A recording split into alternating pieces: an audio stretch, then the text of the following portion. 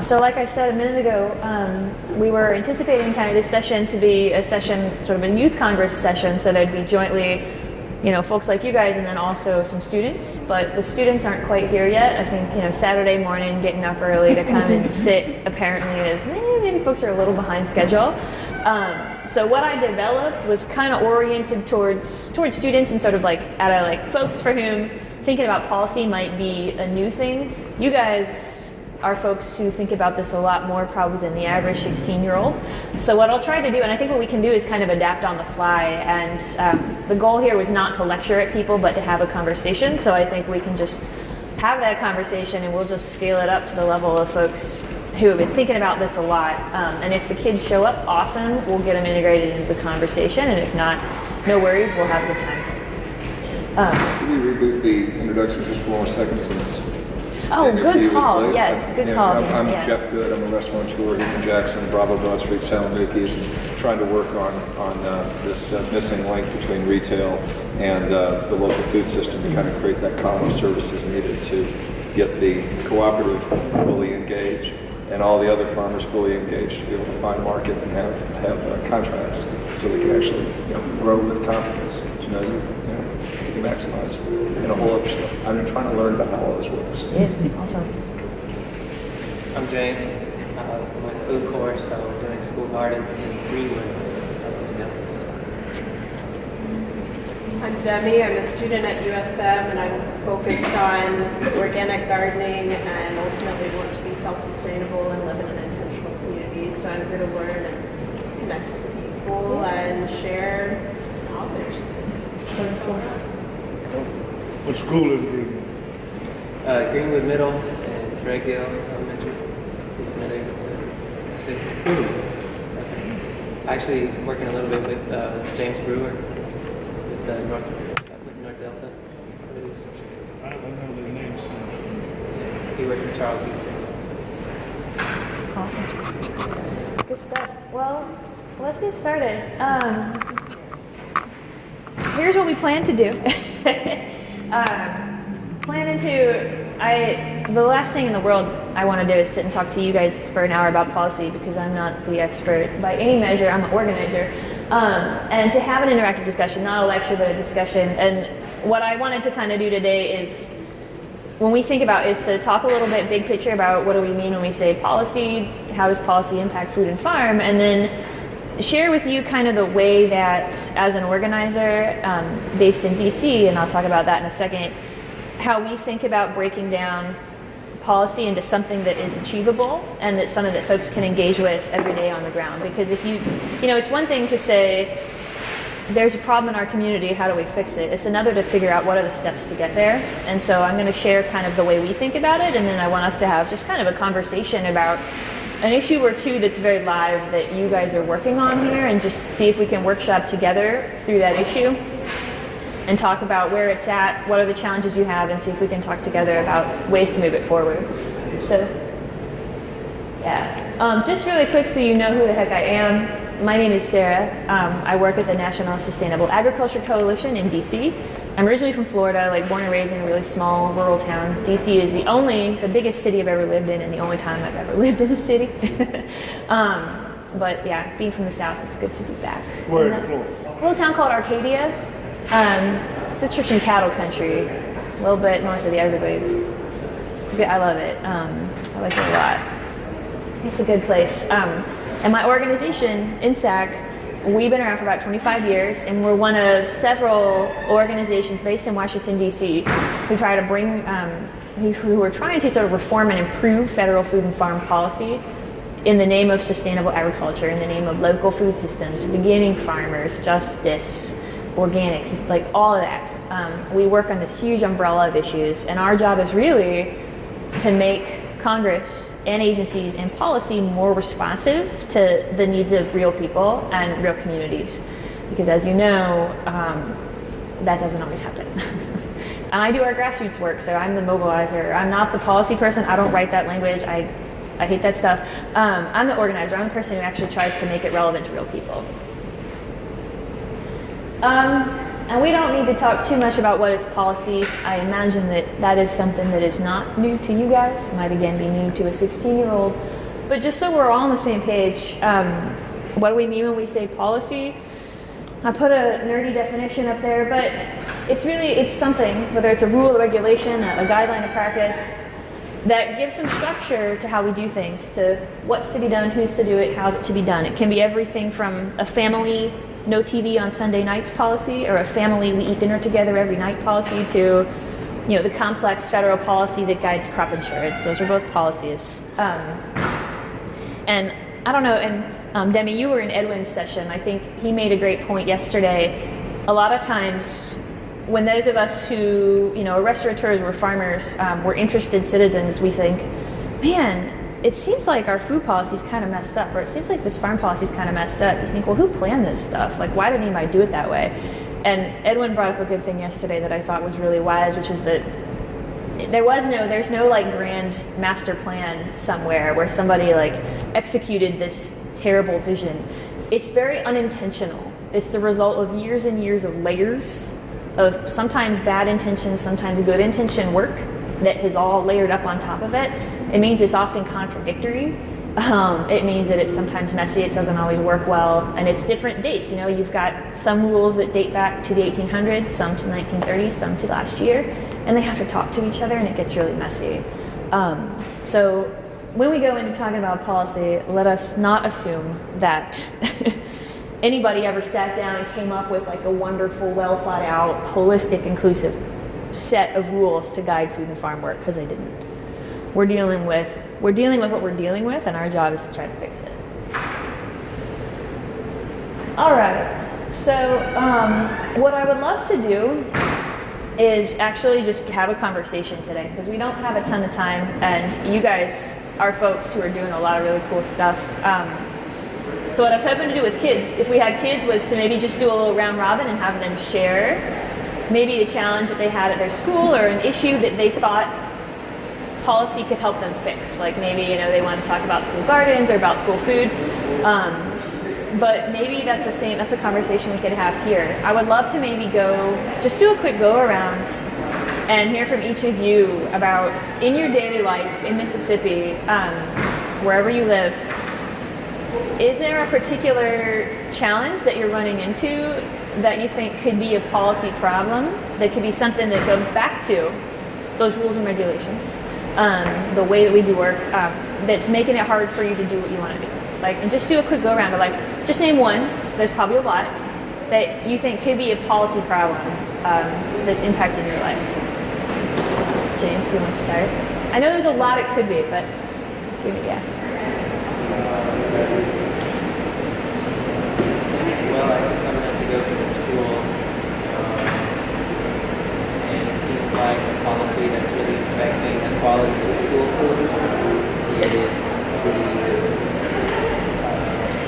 really tight budget that the food service directors are working with. Yep. So I think about the policies that are determining how much different schools are allotted. Yeah, no, that's a big one. That's a really big one. Okay. Great, Jeff? This really is an important whole scheme of things, but since you asked about policy, there's something that our industry just came out with. The Department of Health is about to write a new set of regs over charcuterie and low oxygen food, so sous vide, things like that. Yep. And the idea is they want to minimize it. And the only reason I'm thinking about this is last night and this morning talking about the federal laws for everything from animals to processors that apply to the Tysons, but to the craft folks, it's the same set of rules. You mentioned this last night in your comments. And there's been a disparity of one size fits all. At the health department, they're just really worried that the right system is going to do something to watch and kill somebody. So what happens is there's some financial banning is going to go on the onesie cleanings, the onesie things that just won't allow a restaurant to physically do something like that because there's no physical space to have a clean in a restaurant. So an interesting twist is not needing to be actionable or anything that's placed on the table here. It just shows, again, when you start talking about unintentional, how things, the health department's just looking at it, we don't want to make somebody sick. But, the dance of the world may want to do something creative. So much for sausage. Oh, I love sausage. So we'll call Tyson. Yeah. When you ferment things, get low oxygen environment, so you can spoil. So you're not using preservatives, you're not using cooking. You're taking something and you're bringing it out of its raw natural state to a cured state. So well, you keep pickling and things like that because the acid's okay. But if you're doing it without acid, you're doing it in a different kind. Great. I don't know if this fits or not, but go for I it. tend to think about the resources that are required for food production.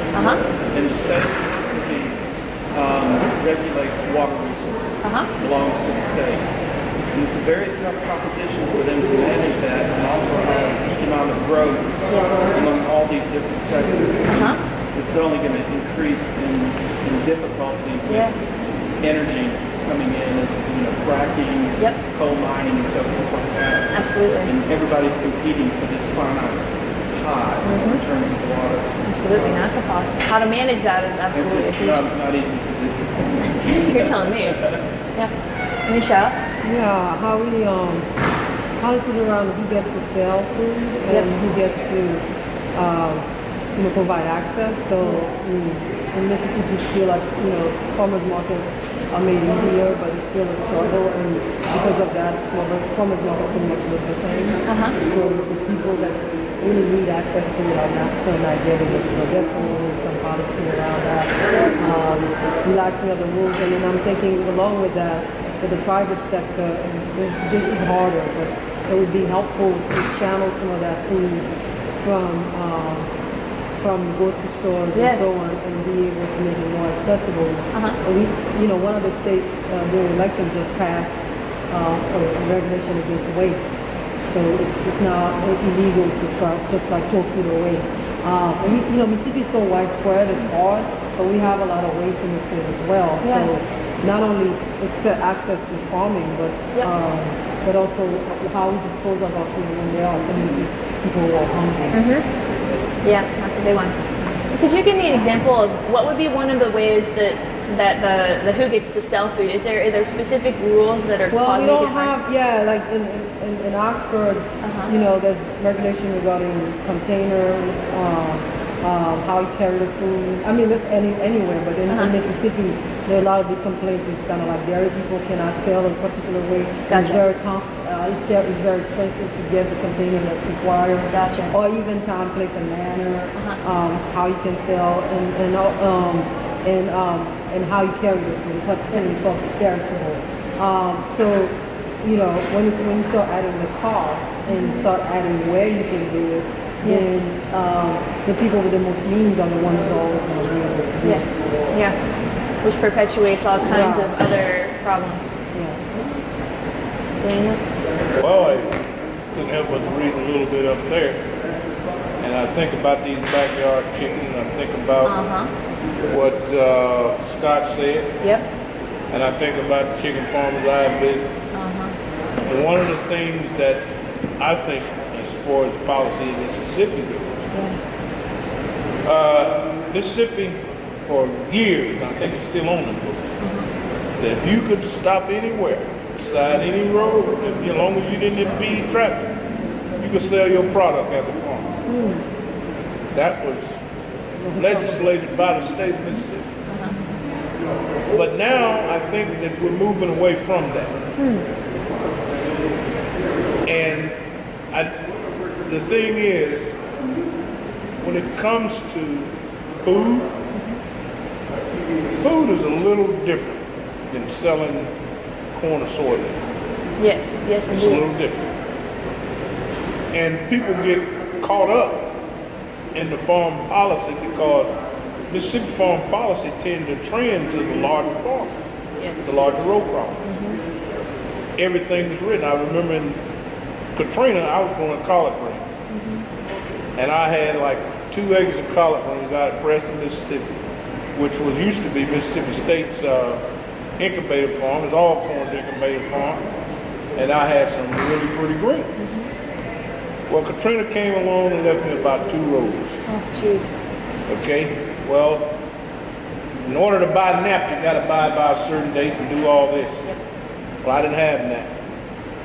But they came up with a special consideration. So they told me, said, look, you need to go and get me documentation where you're selling your product, how you sell it. Well, I was selling my product for $2 a pound to Sims and Potter grocery. I sell them 2,000 pounds a week. All right? When I got to the FSA office to sign up for it, they went to ask me, said, well, you don't sell greens by the pound, you sell them by the dozen. The only thing they could come up with was $8 a dozen. So I went in and had to go get a notarized statement from Sims and Park. And I take it in there. And guess what? That still wasn't valid. Doesn't fit on their software. They don't have the drop down box. You know what? Then they told me, so well, that ain't the data Mississippi State had. So we went to look at that Mississippi State data. It was from 1978. Gee. So they based Wow. they based acreage. Wow. In the basement 2 acres. Oh my Anyway, I goodness. ended up getting $59 out of it. Oh wow. Jeez. $59 per acre. Wow. That's what I ended up getting. So I sit here and I'm saying to myself, you know, what really drives policy? Yeah. And policy is driven by the folks that have done that research, and it's usually the extension programs in the state, and they're going to lay with that policy. But how do we make that policy fit a smaller scale family farm operation or a diversified operation that's got those chickens in the backyard? Absolutely. You know, there was a time I think you could kill up to 10,000. Well, they want to cut that down to 1,000 birds a year. So if you can't sell but 1,000 birds a year, It's not a lot of money. how you gonna make? Yeah. How can you make a living? You can't. You can't. So my thing is, how do we get extension? How do we get folks that can drive that policy to come to a focal point for that small scale family farm? When we get that support, then guess what? We can be like the guys in Stoneville. Yeah. We making influencing things. But until we get some support from the people that actually drive this thing, I don't know how effective we can be as policy, as making policy, especially in Mississippi. Yeah. Absolutely. It's a good. I hope that didn't upset me. No, that's good. Yeah. That's it? Okay, well, we'll keep moving then. Okay. Your Thanks for meeting helping. was really quite relevant to what I have more of a question rather than a proposal of a problem because I'm not as familiar with food policy. I would like to understand, does food policy apply to large-scale growers and small-scale growers the same? Because they're very different, as has been pointed out in many discussions. Yeah. Because everyone's situation is going to be different. There are a diversity of factors that play into growing and having a conversation and really supporting yourself. So I'm curious from you guys' perspectives. Is it the same? Do the regulations change in terms of how much is produced? Or is it the same across? Varies a lot. The goal, I think, is for it to change based on scale often, but the execution of that depends on a lot of factors, including who's lobbying for what, because the big guys don't always want to have the little guys getting off with what they see as less regulation because that's competition. So there's a lot of factors at play. In an ideal world, it can. There's no reason it can't, but it is hard to achieve policy that treats folks at different levels appropriately. It's really hard. That's what I figured. Sarah, last night during the panel discussion, somebody at the panel mentioned beer industry. Do you remember that? They mentioned about beer distribution. And maybe it's just talking about the efficiency of the system, but it really struck me. It was one of those aha moments. I had a complete eureka moment. And so let me speak directly to what everybody's just said about power sharing policy. In Mississippi,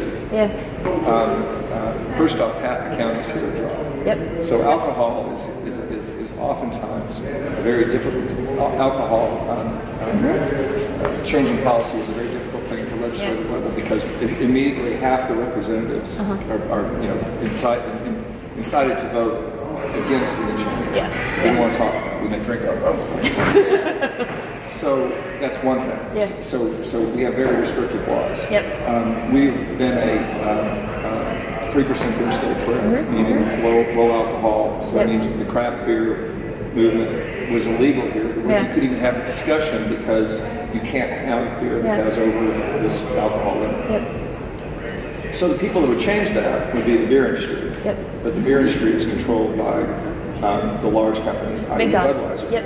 So the major distributor here in the state, the largest one, and their brother and sister companies at the coast and up northeast Mississippi have an entrenched interest in keeping the status quo exactly as it is because we own the market share.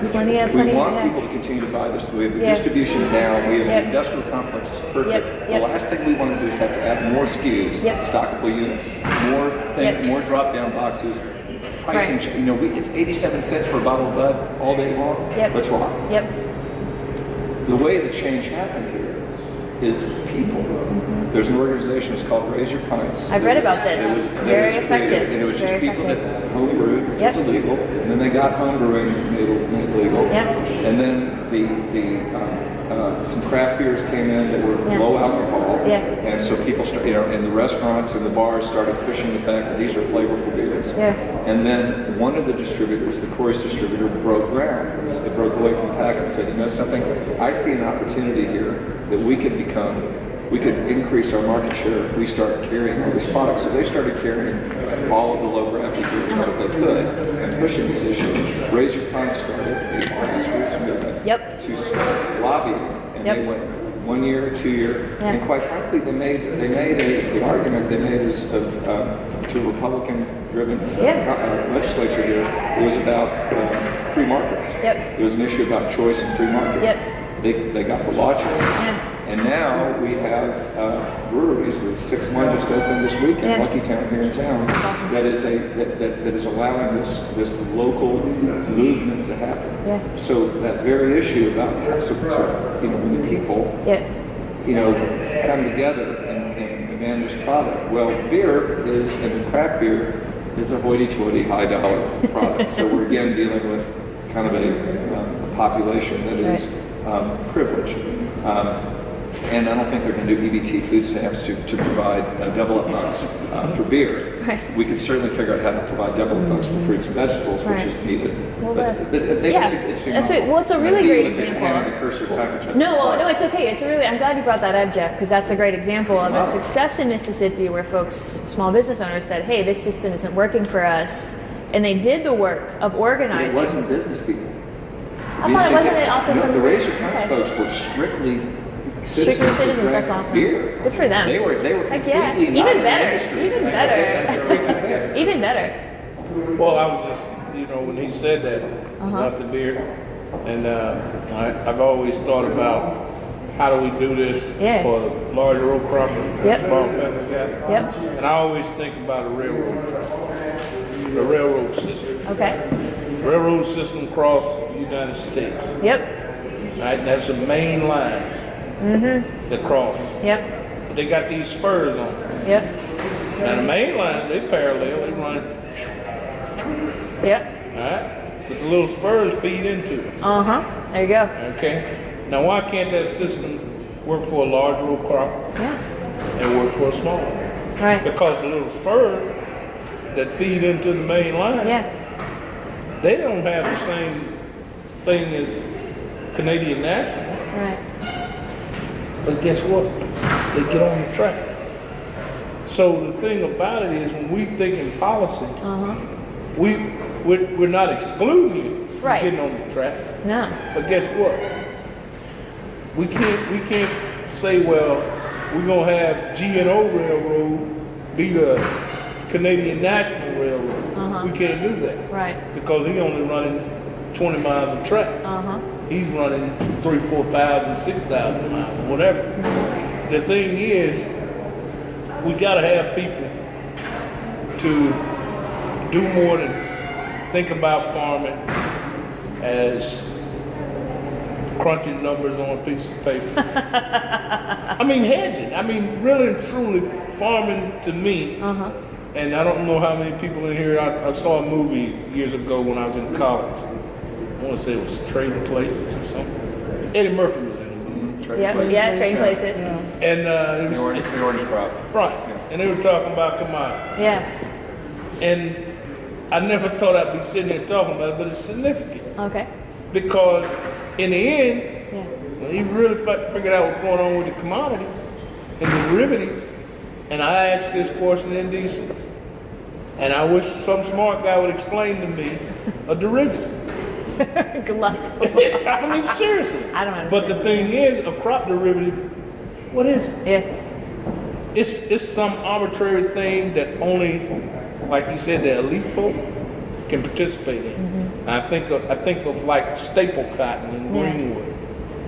I think of that, and I know folks say, well, now I didn't make a good crop this year, but I'm going to get money on the cotton from 5 years ago. So I mean, you just think, if you think about it, it's really skewed, because that cat growing those vegetables, if he's gonna get his money, he's gonna get it at the point of sale. Yes. At the point of that time that transaction is happening. Yep. And if he's buying it in the restaurant, Yep. he ain't want to buy no collard greens 15 days old that I'm trying to sell. Oh no. He wants some They 2 gotta be hours fresh. old. They can't be collard greens from 5 years ago. And derivatives are really hard to cook. Exactly. Yeah. So my thing is, we gotta think about it. We gotta think about it in a realistic Yes. standpoint. Absolutely. And that's the bottom line. Because if it don't generate income, Yep. he won't cook it. Yep. That guy ain't gonna farm. He ain't Yep. gonna grow. Absolutely. You know, folks ain't in the business of just wasting time. But now, farming can create wealth beyond compare. Can. Because really and truly, when you really think about it, there's about 3 ways in the world to create wealth: mining, manufacturing, farming. Think about it. That's fair. Absolutely. Are we really done? Oh goodness. Well. Take home, Daniel. You always do.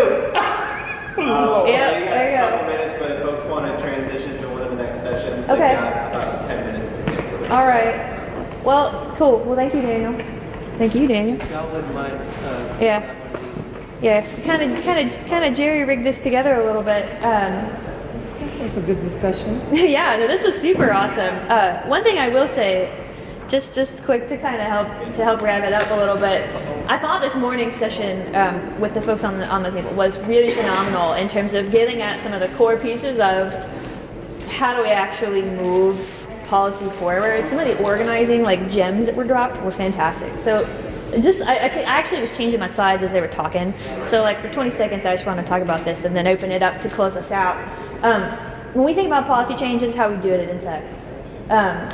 There's really 3 steps to it. There's doing the work of identifying the problem, like what is the problem? What are the policy components? Kind of like Daniel was saying about like, if you can't sign up for NAP, if you miss your sign up deadline for this coverage, you could be screwed for your whole income for the year. That's something that we could talk about as a policy problem. Understanding what's the problem and doing the research to figure out what might change it. What's the solution? The thing that Hollis set up there that I think is most important when we think about stage one of trying to fix policy, trying to change policy, is the golden rule: never, ever, ever assume. So often we assume that, oh, well, you know, this regulation has no use, or oh, this obviously can't be changed, or oh, I totally know what's going on here. That is like the cardinal sin of trying to make change, is assuming you know what's going on and you know all the players. So the first step, and this sometimes takes a while, is figuring out what actually is going on and what actually is a realistic way to address it. And again, I'm moving really quick. Step 2, this is what I do all day. This is the fun stuff. Building power. Figuring out the problem is great. A lot of people get to that point and then they just complain about it. They're like, well, I figured out the problem and I can tell you how it should be fixed. But you can't, you know, and you could be a one-person show for change, but that's not the most powerful way to go about it. Building power is huge. Another really awesome thing from this morning that I want to highlight is like gold that, you know, we should tattoo on our foreheads when we think about making change, is you don't get anybody to do anything. People come around to help them make things happen when they see that what you're trying to do is also in line with what they want to do. That is how people come on board to do things. And there's a lot of, you know, and that involves sometimes thinking about, this is my issue, but how can I frame it or talk about it in a way that's going to get other people involved, other people interested. That is how people, everybody should tattoo that to their forehead. I know I need to. Yeah, backwards. And then this is the important part, and I know a lot of people like get stopped at this too. They say, okay, we figured out the problem, we understand what we need to do, we've got a lot of people ready to go, but how do we get there? We got to take action. Hollis's thing again this morning was so good. Like, you know, you negotiate, you demonstrate, I would say you advocate. The way I like to think about it is there's 3 pieces to that when we talk to, especially when we talk to folks who are getting involved in like, what does it mean to take action? It means just taking that first step. It means, 1, using your voice. So not just using it to articulate the challenge, to articulate the solution, and when you see an opportunity to speak up, so use your voice. Step 2, amplify that voice. So one person speaking out, helpful, but isn't always going to move the ball forward. 10,000 people speaking out because you've done your homework, you've done your organizing, and 10,000 people can say, hey, you know what, we got a problem here. Starts to move the ball forward. And then finally, and this is also one that I probably tattooed my forehead or on either side of my eyeballs, is practice patience and persistence. The food system that we have is so powerful and so deeply ingrained. We're not going to turn it overnight. It's going to be keeping in mind the vision of like what is the big need, like where are we trying to go together, but recognizing that each day we're only going to get 1 step closer, and some days we're going to go 2 steps back, and that's okay, and that doesn't excuse us from the work we're moving together forward, and that doesn't, and you know, kind of like we said last night, you know, there was this great discussion last night with Professor Eichert about, well, in fighting all these little tiny battles every day that keep us down, are we losing sight of the war and of the fact that, you know, that economic inequality is getting bigger, that farmers are losing their land, that our whole system is unstable? Like, are we, in fighting these little battles, losing sight of the war?